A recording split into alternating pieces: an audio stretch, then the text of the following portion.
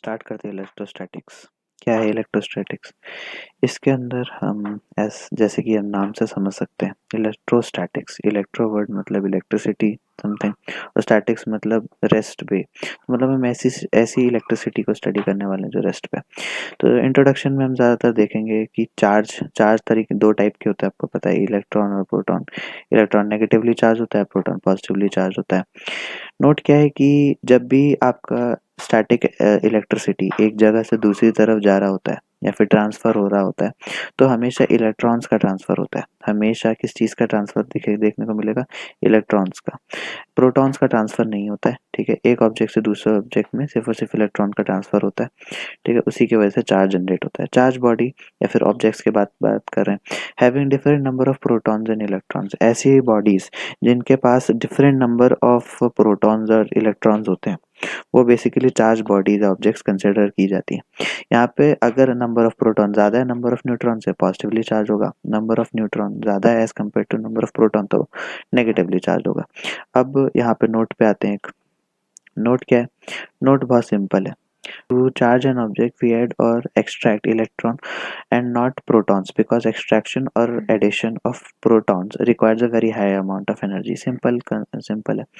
बोलने की कोशिश ये है कि हम हमेशा अगर कोई ऑब्जेक्ट को चार्ज कर रहे हैं या फिर उसको मतलब चार्ज पॉजिटिवली चार्ज कर रहे हैं या फिर उसको नेगेटिवली चार्ज कर रहे हैं, हम हमेशा मूवमेंट ऑफ इलेक्ट्रॉन्स परफॉर्म करते हैं, प्रोटॉन्स का मूवमेंट नहीं करते हैं, क्योंकि प्रोटॉन्स का एक्सट्रैक्शन या फिर एडिशन के लिए बहुत ज़्यादा एनर्जी की रिक्वायरमेंट होती है।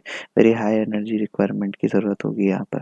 गोल्ड लीफ इलेक्ट्रोस्कोपी क्या है ये? इसका मतलब ये एक एक्सपेरिमेंट होता है ये पता करने के लिए कि किसी ऑब्जेक्ट के ऊपर चार्ज है या नहीं। सिंपल सा इसका आउट फ्रेम होता है। यहाँ पर बेसिकली एक तरीके का कंडक्टिंग ऑब्जेक्ट होता है, जैसे यहाँ पे हमने ब्रास ले रखा है, और यहाँ पर दो टाइप की फॉइल होती हैं। दोनों गोल्ड भी हो सकती है, कोई भी कंडक्टिंग मटेरियल हो सकता है, कोई भी मेटल हो सकता है, तो पर हमने यहाँ पे गोल्ड फॉइल ले ली है। और बहुत ही पतली शीट लेनी होती है इनकी, बहुत ही थिन शीट, ताकि जो अट्रैक्शन और रिपल्शन है हम उसे आराम से देख सके, फोर्सेस जनरेशन हम उसे ध्यान से देख सके। ये जो जगह है ये वैक्यूम है, वैक्यूम या इसे एयर बोल सकते हैं आप। किसी कंटेनर में हम इसे परफॉर्म करेंगे। और ये मेटल की बॉल है।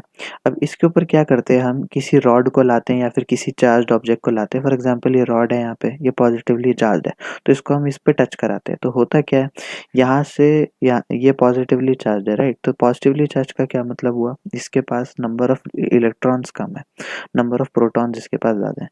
तो क्या होगा कि इस पूरी सिस्टम में से जब हम इस पे टच कराएंगे तो इसको इलेक्ट्रॉन की रिक्वायरमेंट है, इसे स्टेबल होना है इस रॉड को, तो इधर से कुछ इलेक्ट्रॉन्स निकल करके अपनी रॉड के अंदर चले जाएंगे। इससे क्या होगा कि यहाँ पर नंबर ऑफ इलेक्ट्रॉन्स जो हैं वो कम हो जाएंगे। पहले पहले ये जो फॉइल है ना, ये ऐसे लगी हुई है, मतलब अगर मैं इसके डायग्राम बनाने की कोशिश करूँ तो ये फॉइल्स कुछ ऐसे आपस में कम डिस्टेंस पे लगी हुई हैं। नॉर्मली जब मैंने इस रॉड को इसके पास टच नहीं करवाया, जैसे ही मैं इस पॉजिटिवली रॉड चार्ज को टच करवाऊंगा तो क्या होगा, यहाँ से कुछ इलेक्ट्रॉन्स निकल करके उस रॉड में चले जाएंगे, ताकि वो जो रॉड है वो स्टेबल हो जाए, ठीक है। तो इससे क्या होगा, यहाँ पर नंबर ऑफ प्रोटॉन बढ़ जाएंगे, और नंबर ऑफ प्रोटॉन बढ़ते ही क्या होगा, यहाँ पर इस पे भी पॉजिटिव चार्ज आ जाएगा, इस पे भी पॉजिटिव चार्ज आ जाएगा, और इससे क्या होगा, ये दोनों एक दूसरे को रिपेल करेंगे। ये चीज़ आपको पता होनी चाहिए कि पॉजिटिव चार्जेस एक दूसरे को रिपेल करते हैं, मतलब जो लाइक चार्जेस होते हैं वो एक दूसरे को रिपेल करते हैं। जैसे कि पॉजिटिव पॉजिटिव और नेगेटिव नेगेटिव आपस में रिपेल करेंगे, और जो अपोजिट चार्जेस हैं पॉजिटिव नेगेटिव वो एक दूसरे को अट्रैक्ट करेंगे। तो बस वही है, कंक्लूजन यहाँ पे ये है, some charges repel each other, charges है ये, changes. Some charges repel each other. Gold foil diverge when charged object is placed in contact with top of the metal balls. जब आप इस ऑब्जेक्ट को इधर टच करवाओगे तो एक दूसरे से क्या करेंगे, रेपेल करेंगे। क्या करेंगे यहाँ पे, रेपेल करेंगे। For process properties of charge पे आते हैं। प्रॉपर्टीज ऑफ चार्ज पे क्या है ये? ये वही मैंने बताया, पॉजिटिव चार्जेस नेगेटिव चार्जेस, जो सेम चार्जेस होते हैं वो एक दूसरे को रेपेल करते हैं, और जो अपोजिट चार्जेस होते हैं वो अट्रैक्ट करते हैं।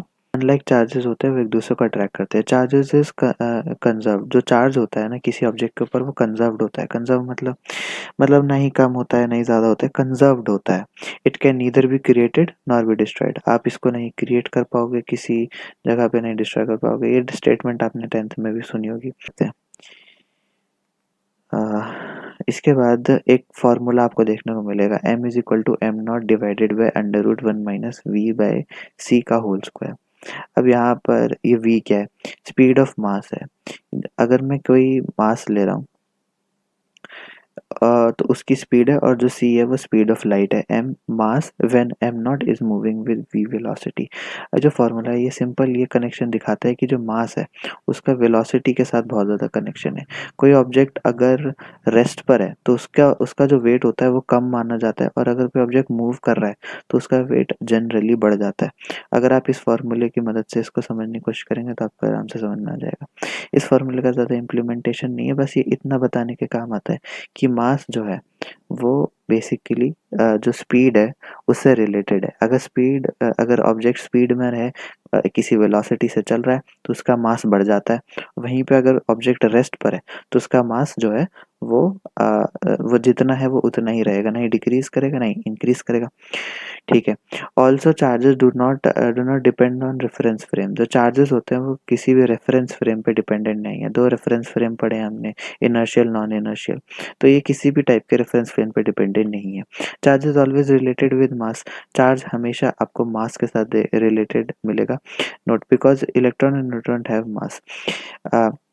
जो चार्ज की टर्म होती है वो हमेशा मास के साथ रिलेटेड होती है। इसका रीज़न यही है कि न्यूट्रॉन और जो इलेक्ट्रॉन और प्रोटॉन है उनके पास मास होता है। ठीक है। Charge is quantized in nature. Charge जो है उसके पास, मतलब हम उसे क्वांटिटी से मेजर कर सकते हैं। Charge is quantized. जैसे एन ऑब्जेक्ट क्यू से हमने डिनोट किया, is equal to positive negative N E.